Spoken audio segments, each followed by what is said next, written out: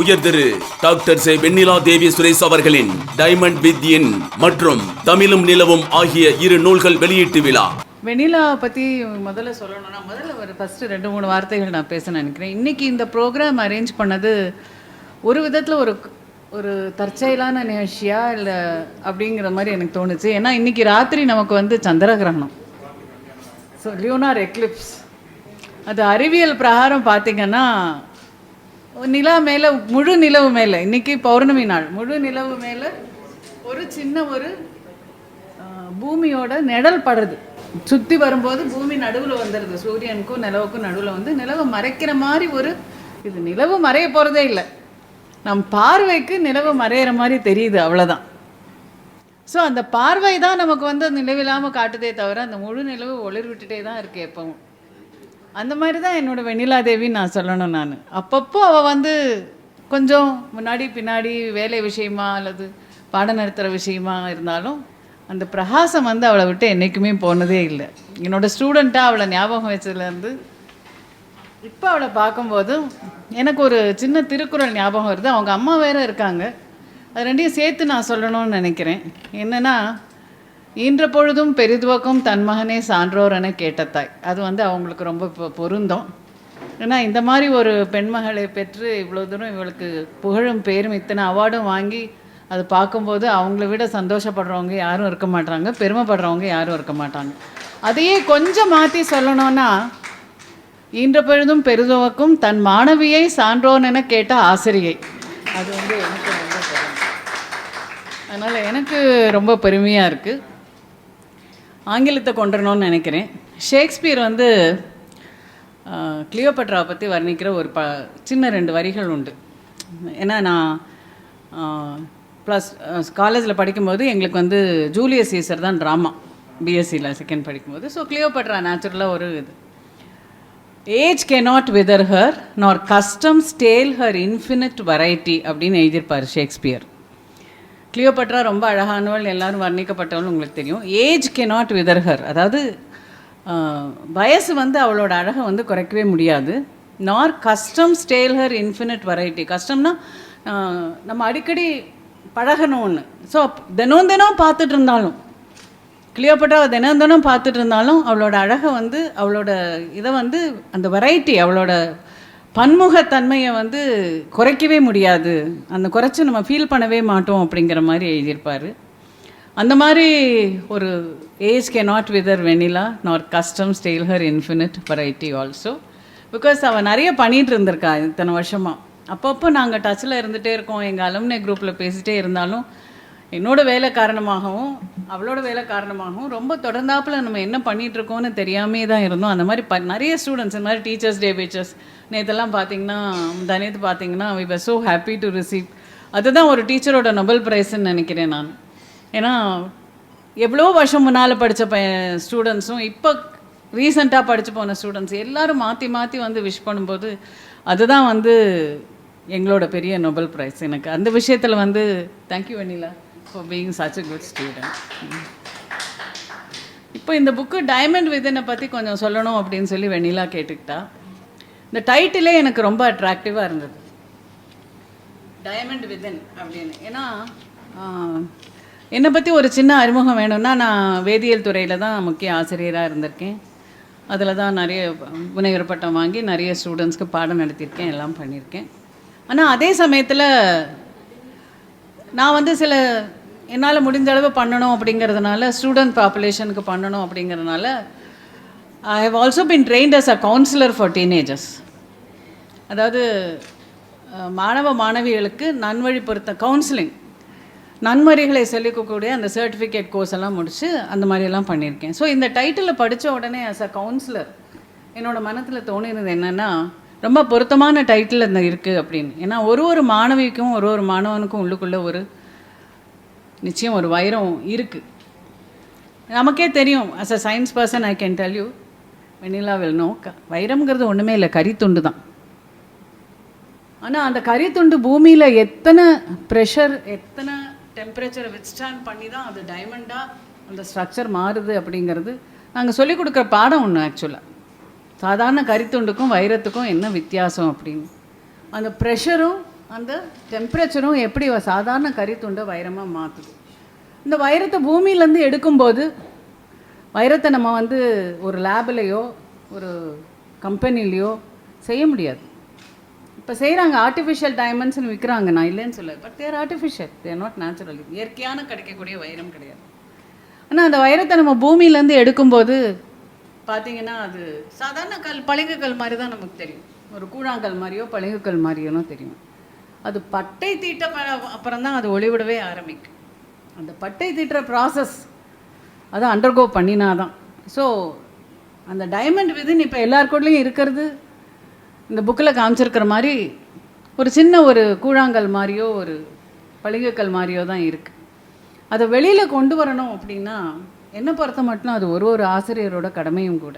அதை பட்டை தீட்டி வெளியில் ஒளி வீச வைக்கிறது வந்து இட்ஸ் அ டீச்சர்ஸ் ரெஸ்பான்சிபிலிட்டி அப்படின்னு சொல்லி அந்த விஷயத்தில் ஓரளவு வெண்ணிலாவை பட்டை தீட்டுறதுக்கு நான் ஹெல்ப் பண்ணியிருக்கேன் அப்படிங்கிறதுல எனக்கு ரொம்ப பெருமையாக இருக்குது. ஸோ இந்த புக்கில் இருக்கிற நான் அந்த கண்டென்ட்ஸை வச்சு சின்ன சின்ன விஷயங்கள் மட்டும் நான் சொல்கிறேன். நான் ஏன்னா இந்த புக்கை பற்றி பேசணுன்னா நிறைய பேசலாம். முதல்ல வந்து பி எ சக்சீடர் அப்படின்னு சொல்லிட்டு வெண்ணிலா ஆரம்பிச்சிருக்காங்க. அது எல்லாருக்குமே பொருந்தும், இர்ரெஸ்பெக்டிவ் ஆஃப் த ஏஜ். வயசு இல்லாமல் எப்போவுமே நம்ம வந்து ஒரு வெற்றியை நோக்கி தான் பயணம் பண்ணணும் அப்படிங்கிறது வந்து it is very important. So தோல்வி எப்போவுமே வந்து படிக்கற்கள் அப்படின்னு நம்ம சொல்லுவோம். ஒவ்வொரு தோல்வியும் ஒரு படிக்கற்கள் மேலே ஏறுறதுக்கு அப்படின்னு. பட் என்னை பொறுத்த மட்டும் படிக்கற்கள்னு நான் சொல்கிறத விட ஒரு தோல்வியும் நமக்கு ஒரு பாடம்.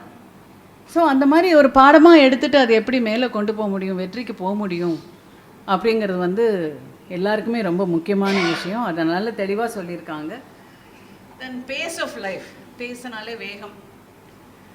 வேகமாக ஓடிட்டுருக்கிற வாழ்க்கை, அது பண்ணணும் இது பண்ணணும் இது பண்ணலையே அது பண்ணலையே, regrets of the past, worries of the present and fears of the future, அதெல்லாம் நம்ம இருக்க வச்சு வாழ்க்கையை ஓடிட்டே இருக்கோம். அந்த ஓடிட்டுருக்கிற வாழ்க்கை நம்ம எப்படி வந்து ஒரு சந்தோஷமாக அல்லது ஒரு பீஸ்ஃபுல்லாக நிம்மதியான வாழ்க்கையாக நம்ம வச்சுக்க முடியும் அப்படிங்கிறதுக்கு ஒரு சின்ன சின்ன விளக்கங்கள் நல்லா கொடுத்துருக்காங்க. தென் எனக்கு ரொம்ப ஒரு மாதிரி என்னை டச் பண்ண விஷயம் இதில் அப்படின்னா, அதுக்கு முன்னாடி ஹவு டு ப்ரிவெண்ட் ஏஜிங் அப்படின்னு சொல்லியிருக்காங்க. அதில் அதை படிக்கும்போது எனக்கு வந்து வெண்ணிலாவோட கெமிஸ்ட்ரி திறன் கொஞ்சம் வெளியில் வந்த மாதிரி இருந்தது.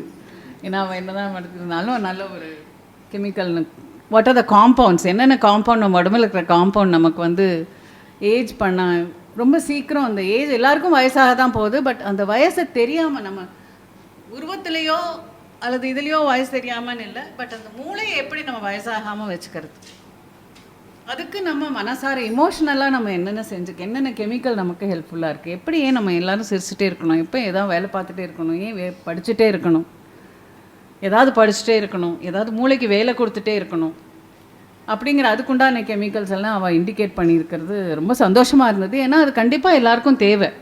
ஏன்னா இப்போ இந்த காலகட்டத்தில் வந்து முதுமை ஏஜிங் வரும்போது நிறைய சில்ட்ரன் கூட இருக்கிறது இல்லை. எல்லாரும் வேலை நிமித்தமாக இதே நாட்டிலையோ இல்லை இதே தமிழ்நாட்டிலையோ இல்லை இதே இந்தியாவிலையோ இல்லை வெளிநாட்டிலையோ போயிடுறாங்க. Which is good in a way. ஏன்னா அப்பா அம்மா வந்து கையில் பிடிச்சிட்டே வச்சுருக்கக்கூடாது இந்த சமயத்தில். They should let go. அதுதான் அதனோட ப்ரீவியஸ் சாப்டர். லெட் இட் கோன்னு சொல்கிறது நான் இப்போ என்ன சொல்ல வரேன்னா, லெட் கோ. அவங்க பிள்ளைங்க வாழ்க்கையை ஒரு வயசுக்கு மேலே அவங்க வாழ்ந்து தான் ஆகணும். எப்படி நம்ம வாழ்க்கையை நம்ம வாழ்ந்து நம்ம பிள்ளைங்களை வளர்த்து விட்டு விடுறோமோ அது மாதிரி அவங்க வாழ்க்கையை வாழ்கிறதுக்கு நம்ம வந்து கண்டிப்பாக இடம் கொடுக்கணும். என் கூடயே இருக்கணும், வயசான காலத்தில் பேரம்பேத்தியை நான் பார்க்கணும், என்னை வச்சுக்கோங்க, நான் வந்து வந்திருக்கேன் அப்படிங்கிற ஒரு பொசசிவ்னஸோ ஒரு செல்ஃபிஷ்னஸோ இல்லாமல் the parents have to let go. அல்லது ஒரு செல்ஃப் பிட்டி, ஐயோ நம்மகிட்ட யாருமே இல்லையே, பிள்ளைங்க தனியாக விட்டுட்டு போயிட்டாங்களே, உடனே அவங்களுக்கு ஒரு ஃபோன் பண்ணி பேசி அவங்கள சங்கடப்படுத்துமோ கஷ்டப்படுத்துமோ, நீ வந்து என்னை பார்க்கவே மாட்டேங்கிற. அவங்க வாழ்க்கையை ரொம்ப பிஸியாக இருக்காங்க. அந்த சமயத்தில் நம்மளால் அவங்களுக்கு எவ்வளோ தூரம் கஷ்டம் கொடுக்காமல் இருக்க முடியுமா அப்படின்னு பார்த்தாக்கா நமக்கு நாம எப்படி நம்ம how can we occupy ourselves, எப்படி நம்ம வாழ்க்கையை நம்ம ஃபுல்லாக வச்சுக்கலாம், 24 hours எப்படி ஆக்டிவாக வச்சுக்கலாம் அப்படிங்கிறதுக்கு இந்த சாப்டர் ஒன்று ரொம்ப வசதியாக இருந்த மாதிரி எனக்கு தோணுச்சு. That was congratulations Vennila. And of course மிச்சதெல்லாம் before I come to teaching is your passion and your masterpiece. ரெசீலியன்ஸ்னால் தாங்கக்கூடிய தன்மை மட்டும் இல்லை, எனக்கு அது சரியான தமிழ் வார்த்தை தெரியல. பட் தாங்கியும் திருப்பி திருப்பி அதையே நம்ம முயற்சி செய்து பண்ணுறது, அந்த ரெசீலியன்ஸ். அது வந்து மாணவ செல்வங்கள் படித்தா ரொம்ப நல்லாயிருக்கும் அப்படின்னு நான் நினச்சேன் முதல்ல. பட் பார்த்தா அது வந்து எல்லாருக்குமே பொருந்தும். வேலை பார்க்குறவங்களுக்கு, படிக்கிறவங்களுக்கு, இல்லை இந்த மாதிரி வயசான வீட்டில் இருக்கவங்க. ரெசீலியன்ஸ் திருப்பி திருப்பி அது தாங்கி நம்ம செய்யக்கூடிய ஒரு சக்தி. அது வந்து அந்த ஒரு சின்ன சாப்டர் வந்து I thought it was very opt in this book, இந்த டைமண்ட் விதின். ஏன்னா இதில் இருக்கிற அந்த 10 சாப்டருமே பார்த்திங்கன்னா பட்டை தீட்டக்கூடிய விஷயங்கள் தான். ஒரு குழாங்கல்லாம் இருக்கக்கூடிய, ஒரு பளிங்குக்கல்லாம் இருக்கக்கூடிய, ஒரு வைரக்கல்லை பட்டை தீட்டக்கூடிய விஷயங்கள். அதனால் வந்து இது மாணவ செல்வங்கள் மட்டும் படிக்காமல் இங்கே இருக்கிற எல்லோருமே ஒரு விதத்தில் பெற்றோராவோ அல்லது கிராண்ட் பேரண்ட்ஸாவோ, கண்டிப்பாக தாத்தா பாட்டியாவோ ஏதாவது ஒரு வயத்தில் இருப்பீங்க, உங்களுக்கு சின்ன பேரம்பேத்தி இருக்கலாம். பட் அந்த சமயத்துலேருந்து நம்ம எப்படி இதெல்லாம் வந்து கொண்டு வரலாம், எஸ்பெஷலி இந்த மாடர்ன் டெக்னாலஜியில் with all this AI problem. ஏஐக்கு பயப்படுறவங்க நிறைய பேர் இருக்காங்க. பட் ஏஐக்கு பயப்பட வேண்டிய அவசியமே இல்லை. That is part of technology, that is helping learning also. நிறைய இப்போ நான் டீச்சராக இருந்தேன்னா I will use AI to teach my chemistry definitely. So அது நமக்கு ரொம்ப தேவையான ஒன்று, எல்லா வயசுக்காரவங்களுக்குமே அது ஒரு தேவையான ஒன்று அப்படின்னு சொல்லி நான் நினச்சேன். நான் அட்ராக்டிவ் அஃபர்மேஷன்ஸ், அது வந்து அதுதான் நான் ஆஸ் அ கவுன்சிலராக நான் சொல்லக்கூடிய நிறைய விஷயங்கள் இதில் இந்த புத்தகத்தில் இருக்குது. அதுவும் ஒரு டீனேஜ் கவுன்சிலர். நான் வந்து லேடி டோக்லா காலேஜில் கொஞ்சம் ரிட்டையர் ஆகிட்டு ஒரு ஃபியூ இயர்ஸ் நான் வந்து வேலம்மாள் இன்ஜினியரிங் காலேஜில் chemistry HOD and dean first இயராக ஒரு 12 வருஷம் வேலை பார்த்தேன். அப்போது நான் தெரிஞ்சுக்கிட்ட ஒரு விஷயம் என்ன அப்படின்னா, மாணவ செல்வங்களுக்கு இது எடுத்து சொல்கிறதுக்கு இன்ஜினியரிங் காலேஜஸில் ஆளே இல்லை. அது இங்கே இருக்கிறவங்க சிவசுப்ரமணியன் சாருக்கு தெரிஞ்சிருக்கும்னு நினைக்கிறேன். இன்ஜினியரிங் காலேஜ் வந்து வெறும் புஸ்தக படிப்பு மட்டும்தானே தவிர ஒரு பன்முக உயர்வுக்கு அந்த இன்ஜினியரிங் காலேஜ் எந்த அளவு ஹெல்ப் பண்ணுதுன்னு எனக்கு. ஏன்னா ஒரு ஆர்ட்ஸ் அண்ட் சயின்ஸ் காலேஜில் இத்தனை வருஷம் வேலை பார்த்துட்டு வெரைட்டி ஆஃப் ரெஸ்பான்சிபிலிட்டிஸ் எடுத்துகிட்டு, வெண்ணிலா தேவிக்கு தெரியும் நல்லா, நான் ஒரு கெமிஸ்ட்ரி டீச்சராக மட்டும் இல்லை, நிறைய வேறு விஷயங்கள் நிறைய காலேஜில் பண்ணியிருக்கேன். ஸோ அந்த மாதிரி விஷயங்களெல்லாம் மாணவர்களை மேம்படுத்தும் போது அந்த மாதிரி ஆப்பர்ச்சுனிட்டிஸ் வந்து ஒரு இன்ஜினியரிங் காலேஜில் இல்லையேன்னு நான் இன்னும் அதுக்காக நான் எங்கள் வேலம்மாள் சேர்மன்ட்ட நிறைய சண்டையே போட்டிருக்கேன். ஏன் இது பண்ண மாட்டேங்கிறீங்க அப்படின்னு. கவுன்சிலிங் உள்ளே கொண்டு வந்தது நான் தான், விமன்ஸ் ஃபோரம் உள்ளே கொண்டு வந்தது நான் தான். ஏன்னா இதெல்லாம் வந்து ஒரு பர்சனாலிட்டி டெவலப்மெண்ட்டுக்கு வேண்டிய நிறைய ஃபேசட்ஸ், நிறைய முகங்கள் நமக்கு தேவையாக இருக்குது அப்படின்னு சொல்லிட்டு. ஸோ அப்படி இருக்கும்போது பார்த்தீங்கன்னா அந்த அஃபர்மேஷன்ஸ் விதின் அந்த அவங்களுக்கு அந்த மாதிரி எல்லாம் சொல்லணும் அப்படின்னா நம்மக்கிட்ட இருக்கிற என்னால் முடியும் அப்படிங்கிற விஷயந்தான் அந்த அஃபர்மேஷன்ஸ் விதின் அப்படிங்கிறது. அதனால் அந்த அஃபர்மேஷன்ஸ் எல்லாம் எப்படி கொண்டு வரணும் அப்படிங்கிறதும் நல்லா இருக்கணும். Now coming to my teaching is teaching your passion அப்படின்னு ஒரு கேள்வியை வெண்ணிலா எழுப்பியிருக்காங்க இந்த புத்தகத்தில். அதுக்கு நான் பதில் சொல்லணும்னா எஸ் பண்ணிடலாம். Teaching has always been my passion. ஒரு ஆசிரியர் எப்படி இருக்கணும், எப்படி என்னை பொறுத்த மட்டும் என்னோடய ஸ்டூடெண்ட்ஸ் எல்லாருமே எனக்கு பிள்ளைங்க தான். அவங்கள வந்து கெமிஸ்ட்ரியில் மட்டும் நல்லா படிக்க வைக்கணும்னு நினைக்காம எல்லா விதத்துலேயும் அவங்க டெவலப் ஆகி வரணும் அப்படின்னு ஒரு எண்ணத்தோடு தான் நான் கிளாஸே எடுப்பேன். கிளாஸில் நிறைய டைக்ரஸ் பண்ணுவேன், பல விஷயங்களை பேசுவேன். நான் கெமிஸ்ட்ரி பேசிகிட்டே இருப்பேன், திடீர்னு வேறு விஷயத்துக்கு போயிடுவேன். அந்த மாதிரியெல்லாம் வந்து ஒரு டீச்சருக்கு ஒரு பேஷன் இருக்கணும் அப்படிங்கிறது. அதுவும் எஸ்பெஷலி ஸ்கூல் சில்ட்ரன். நீங்கள் எத்தனை பேர் ஸ்கூல் டீச்சர்ஸாக இங்கே இருக்கீங்க, இன்னும் ஒர்க் பண்ணிகிட்ருக்கீங்கன்னு எனக்கு தெரியல. ஆனால் ஸ்கூல் டீச்சர்ஸாக இருக்கிறவங்க கண்டிப்பாக இதை வந்து எடுத்து நடத்தணும்னு நான் ரொம்ப கேட்டுக்கிறேன். ஏன்னா எங்கள் கல்லூரிக்கு அவங்க வரும்போது ஏற்கனவே 17-18 வயசு ஆகி தான் வராங்க. அப்படி இருக்கும்போது எங்களுக்கு பேஷன் இருக்குது, அந்த பிள்ளைங்களை நல்லபடியாக மேலே கொண்டுறணும், வாழ்க்கைக்கு தயாராக்கணும், அவங்களுக்கு ஒரு வேலை கிடைக்க வைக்கணும், அல்லது ஒரு சுய வேலை ஆரம்பிக்கிறதுக்கு கொண்டு வரணும், நல்ல மாரல் வேல்யூஸ் சொல்லித்தரணும், எத்திக்கல் வேல்யூஸ் சொல்லித்தரணும், சோஷியல் வேல்யூஸ் சொல்லித்தரணும். இதெல்லாம் பாடமாக நடத்தாமல் எப்படி ஆர்கனைஸ் பண்ணுற ப்ரோக்ராம்ஸில் நம்ம சொல்லித்தரலாம் அப்படின்னெல்லாம் எங்களால் யோசிச்சு பண்ண முடியுது. ஆனால் நான் பார்த்த ஒரு விஷயம் என்ன அப்படின்னா, ஸ்கூலில் அந்த தூரம் ஃபோக்கஸ் இல்லையோ, சிஇஓ சார் கொஞ்சம் கவனத்தில் கொண்டுக்கலாம் அப்படின்னு எனக்கு ஒரு விஷயம். ஏன்னா இந்த ஃபோரத்தை நான் யூஸ் பண்ணிக்கிறேன் இப்போ வெண்ணிலா. அதனால அது கொஞ்சம், ஏன்னா எனக்கு வந்து டீச்சிங் இஸ் மை பேஷன். நான் ரிட்டையர் ஆனப்புறம் கூட ஜூமில் நிறைய பிள்ளைங்களுக்கு I am helping them. I don't take tuitions. But அவங்களுக்கு வந்து அவங்க கெமிஸ்ட்ரி சப்ஜெக்டில் யாருக்கெல்லாம் ஹெல்ப் வேணுமோ அதெல்லாம் இங்கே இல்லை அப்ராடில் இருக்கிற ஸ்டூடெண்ட்ஸ்க்கு நான் பண்ணிகிட்ருக்கேன் ஜூம் மூலமாக. ஏன்னா இங்கே இருக்கிற ஸ்டூடெண்ட்ஸோட ஆட்டிடியூட் என்னென்னா, எனக்கு வந்து எக்ஸாம் ஓரியன்டாக சொல்லி கொடுத்தா போதும், எனக்கு மார்க் வாங்கணும், அதுதான் முக்கியம் அப்படிங்கிற அந்த ஆட்டிடியூட் கொஞ்சம் மாறினாலே கொஞ்சம் எல்லாமே சரியாயிடும் அப்படின்னு நினைக்கிறேன். அதனால தான் வந்து இது நான் இங்கே பேசலாமா என்னன்னு தெரியல, பட் சிஇஓ சார் இருக்கிறதுனால சொல்லலான்னு ஒரு சின்ன நம்பிக்கையில் நான் பேசுகிறேன். ஏன் தமிழ்நாட்டில் இருக்கிற நம்ம பிள்ளைங்கள, அரசு பிள்ளைங்களால் நீட் எக்ஸாம் அவ்வளோ கஷ்டப்படுறாங்க, பயப்படுறாங்கன்னா என்னை பொறுத்த மட்டும் 2 ரீசன் தான். அந்த 2க்குமே நான் டீச்சர்ஸை தான் காரணமாக சொல்லுவேன். வெண்ணிலா தேவியும் ஸ்கூலில் கெமிஸ்ட்ரி டீச்சராக இருந்திருக்கா, அதனால் நான் சொல்கிறத வந்து ஓரளவு புரிஞ்சுக்குவான், நல்லான்னு தெரியும். ஏன்னா ஒன்ஸ் இன்ஜினியரிங் காலேஜஸ் வர ஆரம்பித்த உடனே the focus was totally on engineering education. எல்லோரும் இன்ஜினியரிங் படிக்கணும். அதனால் ஸ்கூலில் பார்த்தீங்கன்னா especially 11th and 12th chemistry பாடத்தை பொறுத்த மட்டும் பயாலஜி குரூப் எடுக்க மாட்டாங்க. யார் இன்ஜினியரிங் போகணும்னு நினைக்கிறவங்க ஃபஸ்ட் குரூப் பயாலஜி எடுக்க மாட்டாங்க. பயாலஜி இல்லாமல் கெமிஸ்ட்ரி, ஃபிசிக்ஸ், மேத்ஸ் எல்லாம் படிக்கணும். இப்போ கெமிஸ்ட்ரி நடத்தும் போது இப்போ மெடிசன் படிக்கணும்னா 2 சப்ஜெக்ட் ரொம்ப ரொம்ப முக்கியம், ஈக்குவலி இம்பார்ட்டண்ட். ஒன்று பெருசு ஒன்று கம்மி இல்லை, 50-50% என்னென்னா பயாலஜி ஒன்று, கெமிஸ்ட்ரி ஒன்று.